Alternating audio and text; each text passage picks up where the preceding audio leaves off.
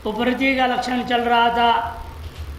निगृहीता नामेव तेषां बाह्येन्द्रियाणां श्रवणादि साधन व्यतिरिक्तेषु शब्दादि विशेषु यथा तानि इंद्रियाणि सर्वदा न गच्छन्ति तथा तेषां निग्रहो येन वृत्ति विशेषेण क्रियते सा उपरतिरित्यर्थः।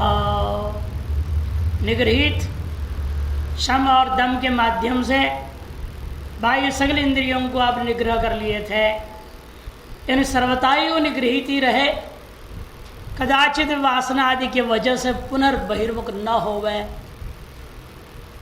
सर्वता न गच्छन्ति यथा तथा तेषां निग्रहो येन वृत्ति विशेषेण, जिस वृत्ति विशेष के द्वारा आपने सर्वताएं उनका बहिर्गमन को रोक देते हैं, उसका नाम उपरति है। श्रवणादि साधन व्यतिरिक्त शब्दादि विषयों में जो इंद्रियों की सहज स्वाभाविक वासनाधीन प्रवृत्ति थी, उसे रोक करके सदाई के लिए रोकता हुआ जो वृत्ति विशेष है, उसका नाम उपरति है। अथवा दूसरा लक्षण दिया विहिता नाम विधि। विहिता नाम नित्यादि कर्मणाम विधिना चतुर्थाश्रम स्वीकारेण परित्याग। नित्यादि कर्मों को भी विधिवत चौथा आश्रम को स्वीकार करके त्याग देने का नाम उपरति है। नित्य नैमित्तिक बताया था ना, नित्य नैमित्तिक प्रायश्चित्त और उपासना, ये सब बताए थे। उन सकल कर्मों को भी त्यागना है। तादृश वैराग्य शम दम उपरति जब आ जाए तब वह संन्यास ले लेता है। विधिवत प्राप्त उन कर्माधिकारों को विधिवत ही त्याग देना, उसका नाम उपरति है। संन्यास, पूर्ण संन्यास का नाम उपरति दूसरा अर्थ लिया। अर्थात उसके यही आगे ना हम करता ना हम भोक्ता इत्यादि दृढ़ निश्चय रह जाता है। अब लौटिए मूल में तितिक्षा शीतोष्णादि द्वंद्व सहिष्णुता।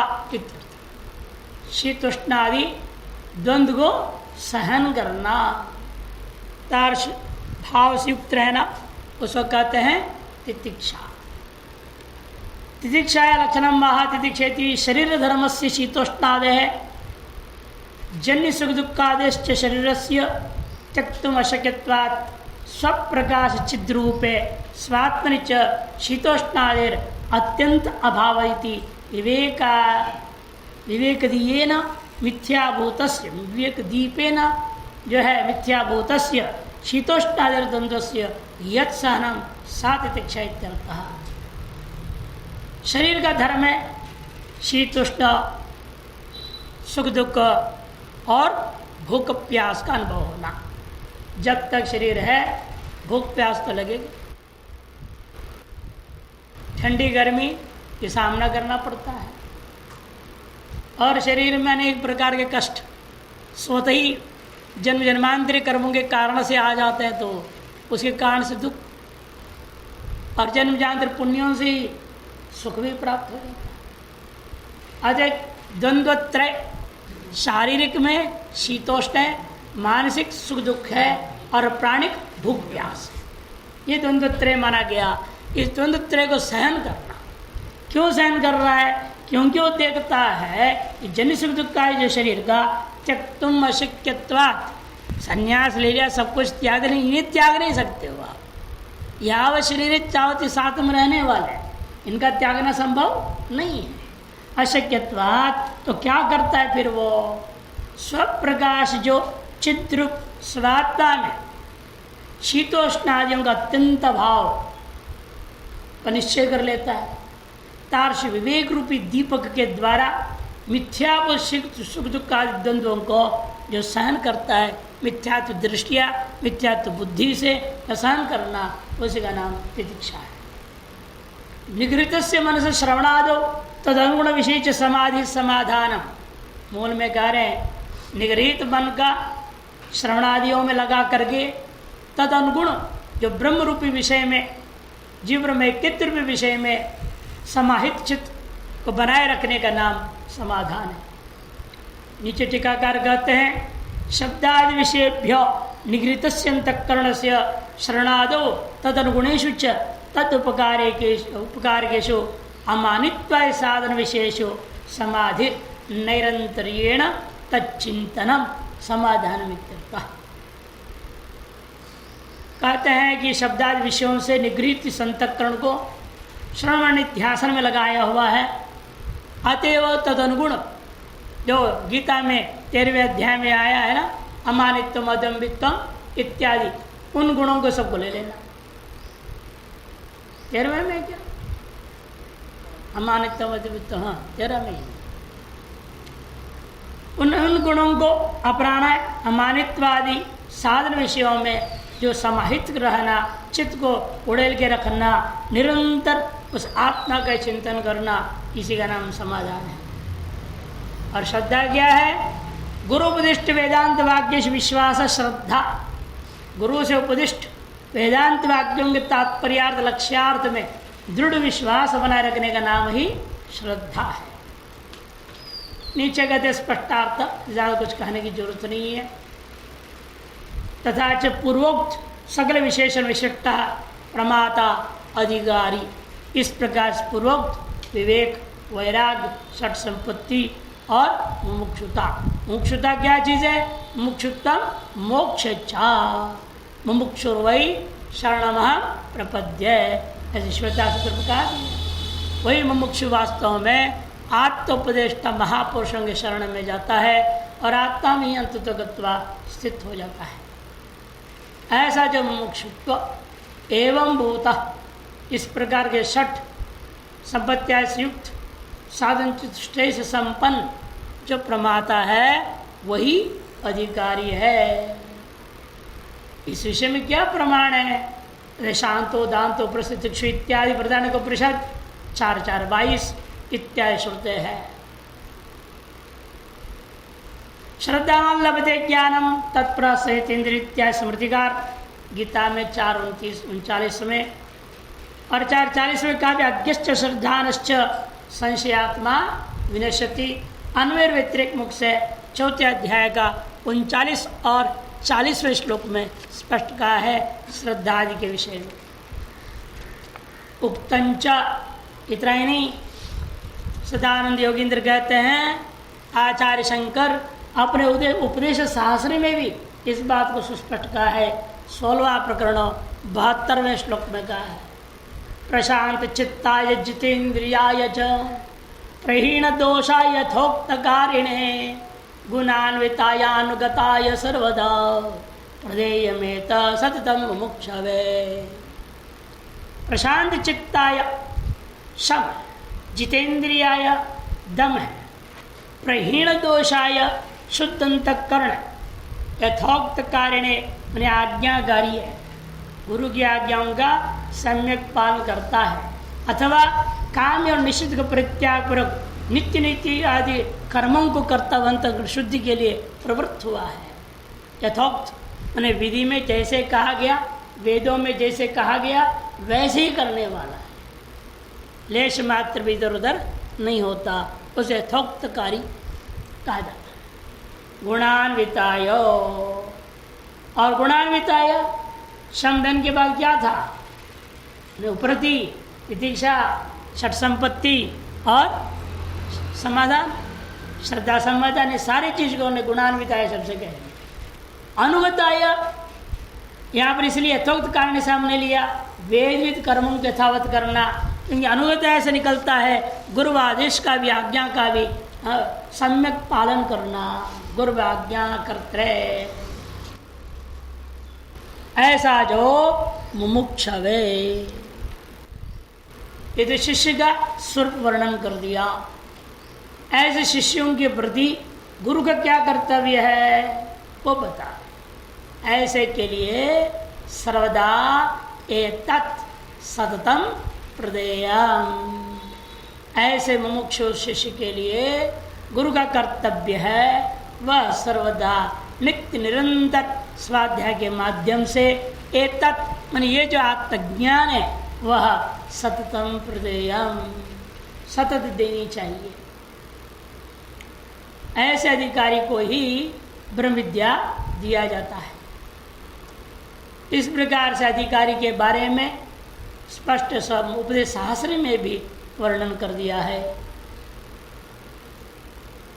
सततम के चकर पाठ भेद है सकलम एतत्, संपूर्ण ब्रह्म ज्ञान को सर्वदा तीनों ही काल में विचार करते हुए उसको देना ही चाहिए। प्रदेयम सर्वदेशेषु सर्वकालेषु च स्थित्वा अवश्यम प्रदेयमिति। या गुरु कहीं जाए चलो को भी साथ में ले जाए, पढ़ावे वहाँ पर भी, जैसे सर्वदा सर्वदा, इसलिए सर्वदेशेषु सर्वकालेषु च होते थे ऐसे। हमने भी ऐसे ही पढ़ा है ना। हमारे जो गुरुजी थे ओमकारेश्वर महाराज जी, वो जहाँ जाते थे हम लोग के साथ ले चले। 5 है 6 है 10 है विद्यार्थी जितने भी हैं, जहाँ भी जाओ वहाँ पहले सूचना दे देते भाई इतने लोग आ रहे हैं, सारी व्यवस्था कर दो इतने। और वहाँ पर बाकी जो भी कार्यक्रम की वजह से गए, जिसके भी वजह से गए, वो उनके लिए हमेशा गौण रहता था। मुख्य हमेशा स्वाद है, चाहे जल्दी पढ़ाना पड़े। एक बार ऐसे उनके 7 बजे से कार्यक्रम था, हम क्या करें, उनके 5 बजे से 6:30 बजे से पढ़ो। तो आरती 5 बजे होती है, उन्हें आरती 4:30 बजे कर दो बोल। यानी आप लोगों की स्वाध्याय 1.5 घंटे की में कमी नहीं होनी चाहिए। आधे घंटे पहले आरती करवाए 12 बम के लिए, कि उन्हें 7 बजे बाद पहुंचना। तो ऐसे ही लोग होते हैं।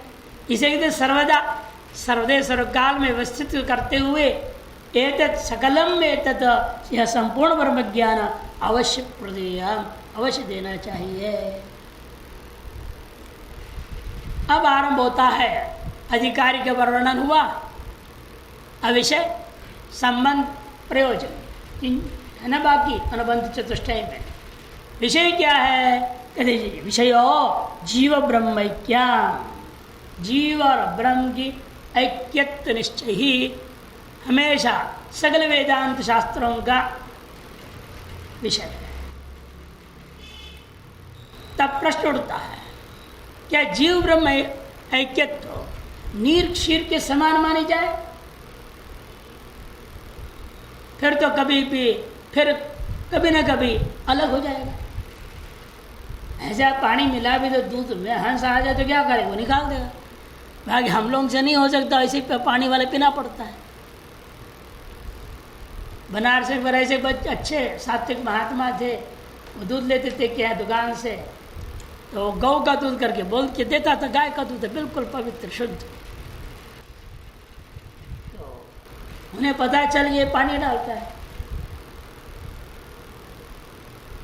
तो उन्होंने जाकर देखो पानी डालो, हमें कोई इतराज़ नहीं है, जितनी मर्जी डालो, लेकिन गंगा जल डालना, नाले का पानी नहीं डाल देना, नल का पानी मत डालो, गंगा जल डाल के दे दो तो हमें स्वीकार है। लेकिन मिला हुआ चीज़ है ना, अलग होना ही है, एक नहीं कि से जीव और ब्रह्म की तरह ऐक्य कर भी लो, क्या पर दोबारा कभी न कभी कोई न कोई ईश्वर हिरण्यगर्भ आदि इसको पकड़ के अलग कर दे? तब विशेषण दिया, नहीं भाई, शुद्ध चैतन्यम, शुद्ध चैतन्य वो ऐक्यता का स्वरूप क्या है? विशुद्ध चैतन्य, कुछ भी मिश्रण नहीं है, नीर क्षीर का मिश्रण है वहां। उस मिश्रण में ऐक्यता की भ्रांति है।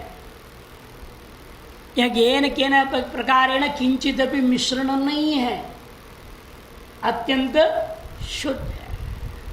अतः पुनः इसको अलग नहीं किया जा सकता। मिश्रित हो और मिश्रित में ऐक्यत्व की भ्रांति है तो अलग की जा सकती है, लेकिन जो मिश्रित नहीं, अत्यंत विशुद्ध है, वहां जो एकत्व है वह भ्रांति नहीं है, इसे अलग नहीं किया जा सकता। अतः विशेषण दिया शुद्ध चैतन्यम। ये जो नित्य शुद्ध बुद्ध मुक्त स्वभाव ही है, फिर वेदांत क्या जरूरत है? सुप्रकाश है वो, इत्यादि शंका जो उठाएंगे तब प्रमेयम, फिर भी वो प्रमेय है। शुद्ध का स्वप्रकाश होने के नाते प्रमेय नहीं हो सकता। और उसी में प्रमेय तुम क्यों मानना चाह रहे हैं वह भी स्पष्ट करते हैं, क्योंकि जो है स्वरूपेण अभासमान होने पर भी सभी के स्वरूपेण शुद्ध ब्रह्म नित्य निरंतर अभासित होने पर भी वह पूर्ण आनंद स्वरूप है और प्रत्येक रूप ही है, ये ज्ञात नहीं है। अज्ञायमानत्वात् कि पूर्ण परिपूर्ण आनंद स्वरूप प्रत्येक आत्मा ही वह सर्वावभाषक रूपेण प्रकाशित होता हुआ जो प्रकाश स्वरूप है वह मही हूं और वह आनंद रूप है, ये बात अनुभव में नहीं है, यह अज्ञात है सबके।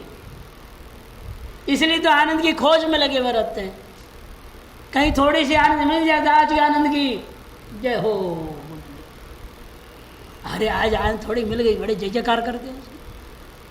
मैंने आनंद के लिए अभी खोज में लगे हुए हैं, मैं आनंद रूप हूं, ऐसे किसी को ज्ञात नहीं है। आज आनंद रूपत्वेन प्रत्येक अभिन्न रूपत्वेन वह अभी प्रमेय है। यद्यपि शुद्ध चैतन्य है, अति सर्व स्वरूपेण अवभासमान होने पर भी परिपूर्ण आनंद रूपेण अवभासित नहीं हो रहा है, प्रत्येक अभिन्न रूपेण अवभासित नहीं हो रहा है। ये तदर्थ कह देव प्रमेयम भवति तत्रैव वेदांतानां तात्पर्यात्, उसी में सगल वेदांतों का तात्पर्य है, क्योंकि परोक्षतया प्रसिद्ध है। हम जान रहे हो परमात्मा है, व्यापक है, स्वप्रकाशक है, सर्वेश्वर है, सर्वाधिपति है, ये सब कुछ आप जान रहे परोक्ष रूपेण। सुन भी लिया है वेद पढ़ते वक्त हम ब्रह्मासि तत्त्वमसि इत्यादि, ये भी जान रहे हो परमात्मा कोई और मैं ही हूं, लेकिन समस्या क्या होती है, बात आती है लेकिन, किंतु, परंतु, क्या करें, ये सुख दुख का जाल में फंसे हैं, नहीं बड़ा संसार विचित्र है, ये सब कहां से आ गया। ये किंतु परंतु लेकिन के चक्कर में ही कह दिया जा रहा है कि वह अत्यंत प्रसिद्ध होते हुए भी परोक्ष है। यदि अप्रोक्ष हुआ होता किंतु परंतु लेकिन होता क्या, संसार का दुख कोई चीज होता क्या उसके लिए। इसका मतलब वह अत्यंत प्रसिद्ध होता हुआ भी परोक्ष है। उसके साक्षात्कार करने के लिए ही वेदांत नाम तात्पर्य। ये वेदांत दर्शन का अनेक उपनिषद आदि ग्रंथ आदियों का अध्ययन करना पड़ता है। पढ़ते पढ़ते पढ़ते धीरे धीरे धीरे वह उतरता है नीचे। अनेक जन्म में जाकर के भी हो, तो एक जन्म में हो, वो तो व्यक्ति की अपनी अपनी पुरुषार्थ के ऊपर निर्भर है।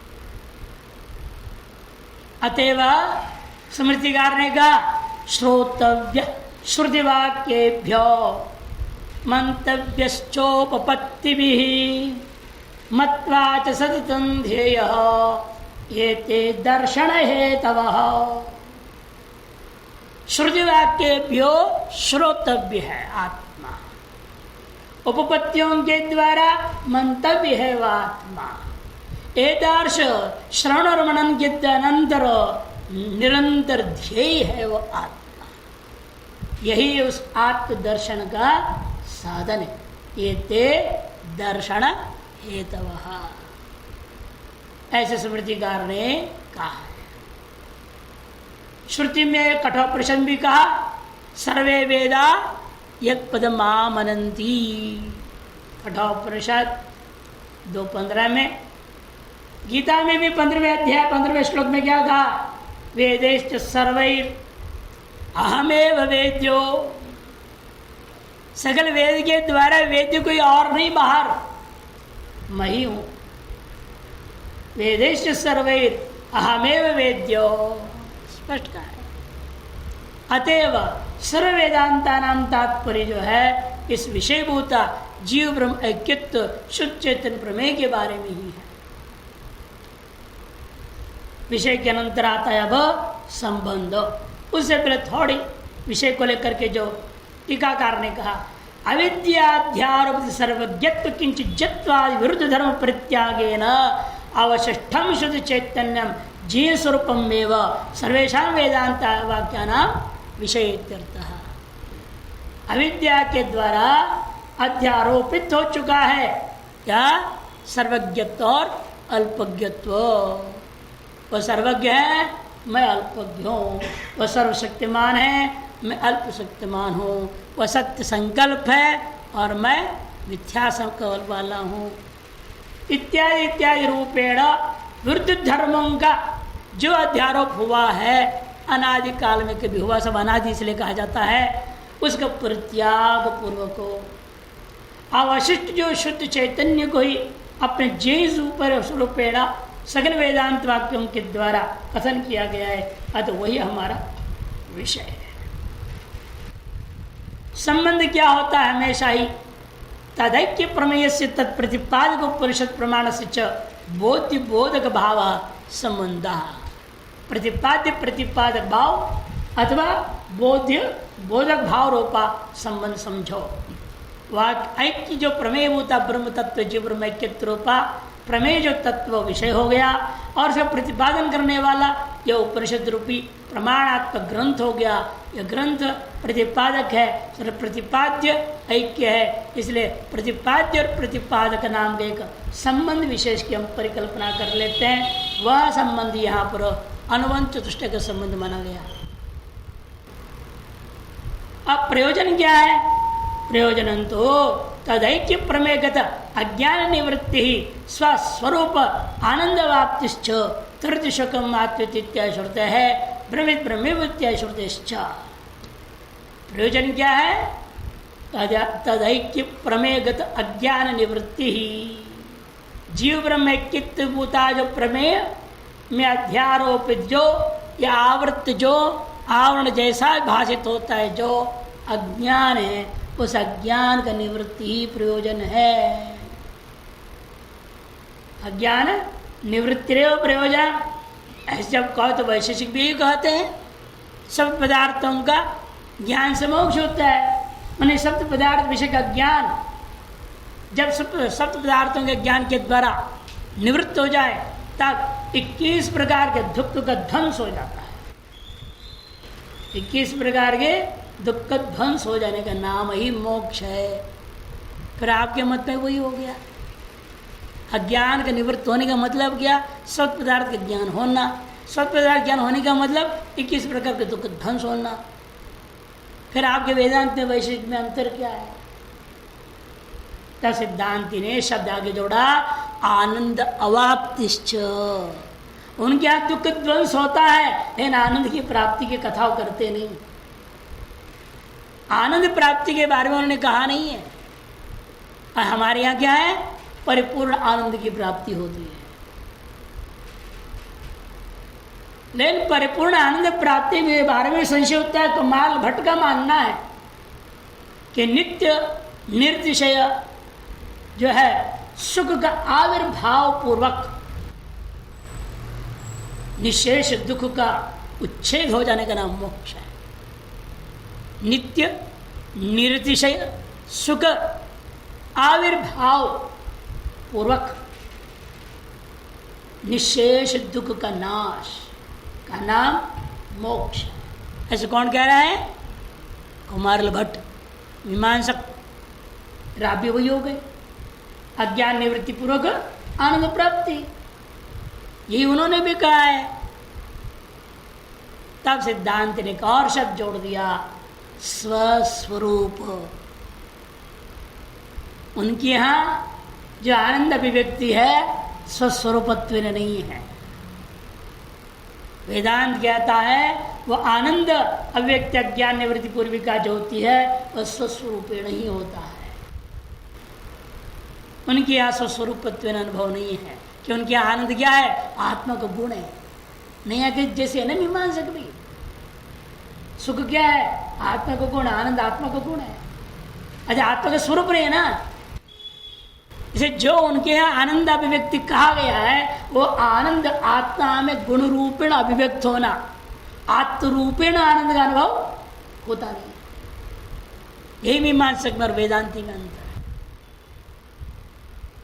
इसलिए इतने शब्द इनको जोड़ने पड़े वैशेषिक का निवारण करने के लिए। वैशेषिक न्यायिक आदियों का आनंद व्याप्ति और जो है मीमांसकों का निवारण करने के लिए स्वरूपाभिव्यक्ति भी स्वस्वरूपत्वेन आनंद व्याप्ति का कथन किया गया। इसमें क्या प्रमाण है कहते सुन लो। पहला प्रमाण अज्ञान निवृत्ति के लिए तरति शोकम आत्मवित्। शोक क्या है? शोक और मोह अज्ञान का कार्य है। कार्य निवृत्ति के द्वारा कारण निवृत्ति का संकेत हो गया। अत तरति शोकम का मतलब है तरति अज्ञानम। यात्रेता अज्ञान से पार हो जाता है। इत्या श्रुति छांदोग्य 7:3 और मुंडक में भी कहा आनंद व्याप्ति स्वस्वरूप आनंद व्याप्ति के लिए प्रमाण दे रहे ब्रह्मवित् ब्रह्मैव भवति। ब्रह्मवित् जो होता है विज्ञानम आनंद ब्रह्म, वह ब्रह्म ही हो जाता है, आनंद रूप ब्रह्म हो जाता है। मैंने स्वस्वरूपेण आनंद के अवाप्ति के लिए यह प्रमाण दिया ब्रह्मविद् ब्रह्मे भवति श्रुतिश्च। अब थोड़ा शास्त्र सुंदर दिया है टीका में।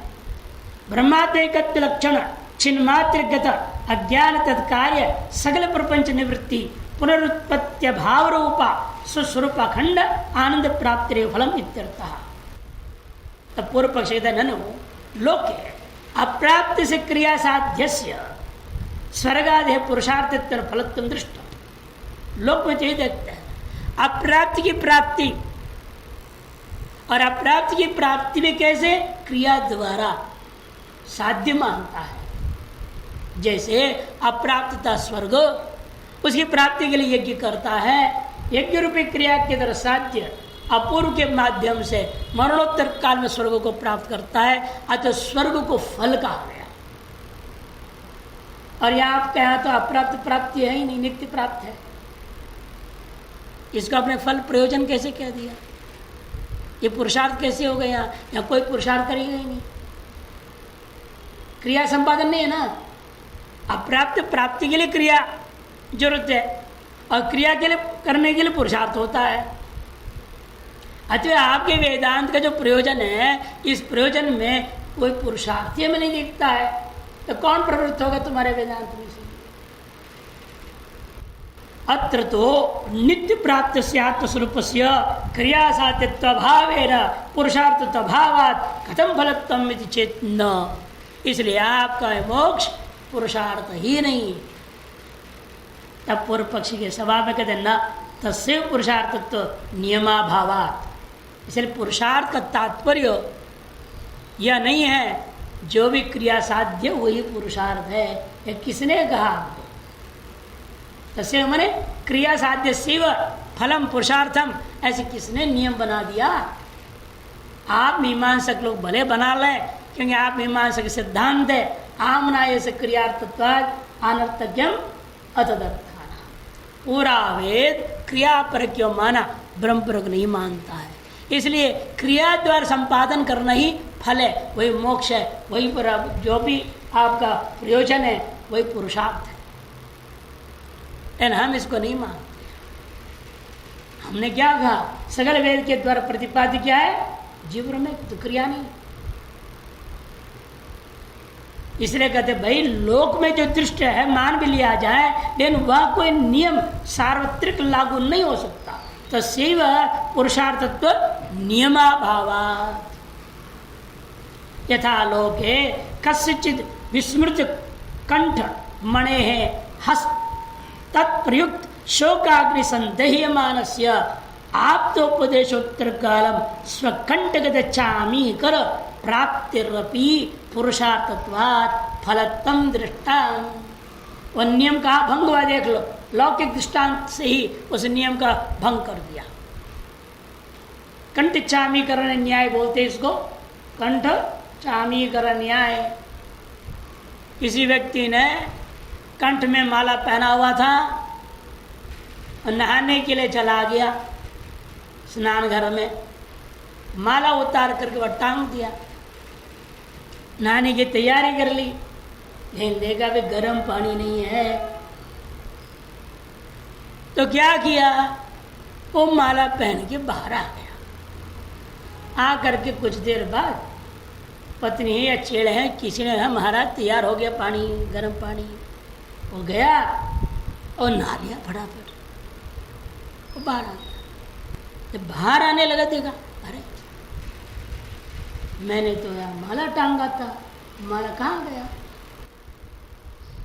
विस्मृति हो गई उसको कि मैं इसको पहन लिया था, गर्म पानी नहीं, इतनी तैयार नहीं हुआ थी इसलिए पहन के बाहर गया था, फिर आ गया हूँ और आया तो 2 बार टांगा नहीं। ये सब दिमाग से गायब हो गया और उसको लगा, स्मृति आई, पहले जो टांगा तो वो चीज स्मृति आई। अब बाद में ढूंढे जा रहा है, नहीं मिल रहा है, बड़ा दुखी हो गया, कैसे जब तक होगा, ध्यान कैसे होगा, काम खराब हो गया, बहुत दुखी हो, चिल्लाने लगा चारों तरफ। तो कोई आप पुरुष आ गए थे, क्या बात है, क्यों परेशान हो रहे हो? अरे हमने माला टांग दिया था, कहा किसने उठा के लेके नहीं दे रहा है। मैंने कहा भैया आप अपने कंठ पे हाथ तो फेर लो। अरे अरे यही है, बताओ पुरुषार्थ करना पड़ा कि नहीं? पहले चिल्लाया, इधर उधर पूछताछ करा, दुनिया भागा दौड़ी करा, फिर हाथ पुरुष ने कहा अपने कंठ पर हाथ फेर लो। पुरुषार्थ किया कि नहीं? क्या अप्राप्त की प्राप्ति हुई उसको? कि प्राप्त की प्राप्ति के लिए भी पुरुषार्थ होगा, प्रयत्न करना पड़ा। ऐसे लौकिक ये जो इन्होंने दिया कंठ चामेर न्याय से, हम अपने जीवन में घटे हुए दृष्टांत को भी हमने कई बार सुना चुका। चश्मा से चश्मे को ढूंढना, टॉर्च से टॉर्च को ढूंढना, ये घटी हुई घटना है। अद्वैत पुरी जी थे हमारे गुरु भाई, जिनके अद्वैत साधन कुटीर, जब बाराबंकी में थे चतुर्मास के लिए उन्होंने सब झोंपड़ियाँ बना दी थी और हॉल के साथ सटा हुआ एक कमरा में हम लोगों को जितने चौतरे घुसो बोल दिया और बाकी सब के लिए झोंपड़ियाँ हैं। और जिनको अकेले अकेले रहने का नशा है तो उन्हें झोंपड़ी में चले गए। हमने गए, हमें कोई अकेले गए, हम 2 3 4 के साथ भी रह जाएंगे, हमें कोई दिक्कत नहीं, हम हॉल में आसन लगा देंगे। अब वो अद्वैतपुर जी में झोंपड़ी में जहाँ थे वो चुहंकर राज था और उनके पहले साबुन ऐसे चला गया था, कई चीज़ें चले गए थे और हर बार हल्ला मचावे हम पे, कहती ये जरूर गड़बड़ करता है। मैं बोलता आपका हम पर ही क्यों संशय हो रहा है, अन्य लोगों पर क्यों नहीं रहा? हमारे की प्रेम ज़्यादा है ना, इसलिए आप हमसे ऐसे खेल खेलते होंगे। हमने कभी खेल खेला तो वापस दिया कोई चीज़ आपको? आपको कोई चीज़ आज तक हमने दे नहीं पाया क्योंकि हमने उठाई ही नहीं है। तो एक दिन क्या हुआ, बिजली चली गई। वो एक आला सा था, छेद था, उस पर टॉर्च रखते थे। उन्होंने उठाया, पुस्तक पढ़ रहे, बिजली आ गई, ऑफ करना भी भूल गए, किए नहीं, दाएं बाएं से दाहिने में ले लिया, टॉर्च ऑन है ऐसे पकड़ रखे और पढ़ने लगे। फिर लाइट गई, हाथ में लगाया उन्होंने, वो टॉर्च चलता हो, टॉर्च दाहिने हाथ में, देखा उससे है ही नहीं, फिर देखा इधर नहीं है, फिर जलते हुए टॉर्च को ले करके हमारे कमरे में, हे शानदार मान जी कहाँ रख दिया हमारे टॉर्च? मैंने देख लिया, याद नहीं है, समझ गया कि कंठ चामी करनिया लागू हो रहा है यहाँ। मैंने कहा जैसे है, आप चलो गुरु जी के पास चलो। उनको पकड़ के मैं स्वामी जी के पास लिया, बोलो शिकायत करो। स्वामी जी हमारे टॉर्च जो है छिपा दिए, पता ही है, परेशान करते हैं ये। स्वामी जी भी हंस पड़े जोर से, क्या आप भी हंस रहे हैं? बोल रहे आप भी हंसने लग गए? अरे आपके हाथ में क्या यूं कर रहे हो, नहीं दिख रहा है? अरे चुप, भागे पीछे। और कुछ स्वामी जी के साथ हुआ, रात्रि समय हमारे ड्यूटी रहता था उनको गर्म दूध देने का, और उस दिन तो हमारी गलती से और ज़्यादा गर्म हो गया दूध, ज़्यादा गर्म दूध वैसे ले जाकर हमने रख दिया, ठंडा की नहीं रख दिया। और पढ़ते पढ़ते फिर बाद सो, दूध पी के थोड़ा पढ़ते थे फिर सो जाते थे। चश्मा उतार दिया और छुए, बहुत गर्म था तो उन्हें थोड़ी बाद में फिर से पहन लिए, पहन करके पढ़ने लगे। पढ़ते पढ़ते 15-20 मिनट हो गया, और मैं चाहता था 5-10 मिनट बाद ही भाई गिलास उठाऊँ, धो धा करके रख दूँ। देखो तो पिए नहीं है। मैंने स्वामी जी आप पिए नहीं, अभी तो ठंडा हो गया है। तो अच्छा कोई बात है, दोबारा गर्म नहीं करना, जैसा वैसे पी लूँगा। उठाया उन्होंने, पी लिए। पीने के बाद उनको याद आया मैंने चश्मा यहाँ रखा था, पहना था, भूल गए। अब मैं तो उठा के ग्लास लेके चला गया और वो ढूंढ रहे हैं चारों तरफ, चश्मा पहने हुए ढूंढ रहे हैं। तो मैंने कहा स्वामी जी हो सकता है आप लोकेशन का करंट के लिए, देखा परेशान हो रहे हैं तो उन्होंने कहा भाई क्या है देखो, तो किसी की हिम्मत नहीं होती थी जाने, हम ही चले जाते थे। तो हम गए कि स्वामी जी क्या हुआ, अरे चश्मा यहाँ था तो पता नहीं कहाँ चला गया। मैंने कहा स्वामी जी शायद आप लवशंका करने गए हो, बीच वहाँ छोड़ दिया हूँ, मैं भी देख लिया चश्मा पहने हुए हैं, फिर मैं थोड़ा पुरुषार्थ तो कराओ, कंठ चामीकरण या कैसे लागू हो गए इन पर, अभी हमें पढ़ाए हैं तो इनको भी तो समझ में लागू हो जाना चाहिए। तो वहाँ गए, मैंने कमरे में देख लो, कमरे में गए, फिर आके बैठे, उनका स्वभाव था यूँ बैठते था नहीं कहाँ जैसी हाथ की चश्मे में लग गया अंगुली, यहाँ यही है। अरे आप नहीं देखे थे? अरे मैं देखा था, कंठ चाम करने का अनुभव कर रहा था। अच्छा कोई बात नहीं, जाओ। तो ऐसे बड़े महापुरुषों में भी देखा है, खुद के साथ भी एक बार हुआ। हम एक दुकान में गए थे, आए थे रायवाला से, और चश्मा उतार के रख दिए और बातचीत करते रहे, और कब पहने हमें याद नहीं, पहन लिए और मोटरसाइकिल बैठ के हम पहुंच रहे हैं, आईडी पर क्रॉस कर, मैं उसके लिए रुको रुको रुको, क्या हुआ? जो चला रहा था ब्रह्मचारी पीछे, क्या हुआ? अरे वो वहीं छोड़ दिया हूँ चश्मा। मैंने कहा स्वामी जी इधर देखिए, दर्पण था ना गाड़ी में, अरे तो पहना हुआ। अप्राप्ति की प्राप्ति है कि प्राप्ति की प्राप्ति है यहाँ पर। ऐसे जीवन में सबके साथ भी घटते हैं,